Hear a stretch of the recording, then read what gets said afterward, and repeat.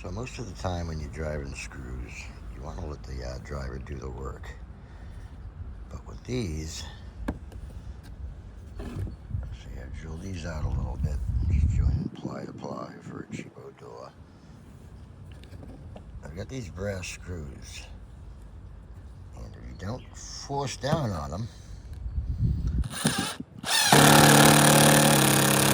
see, that just spins the shit.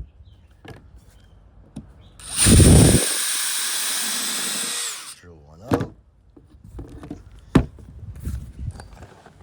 Pop a fresh screw in there. Ta-da. Hey, come on. Do the ta-da thing. Whatever. Brass screws, can't magnetize them. Okay, now I'm going to force down with this.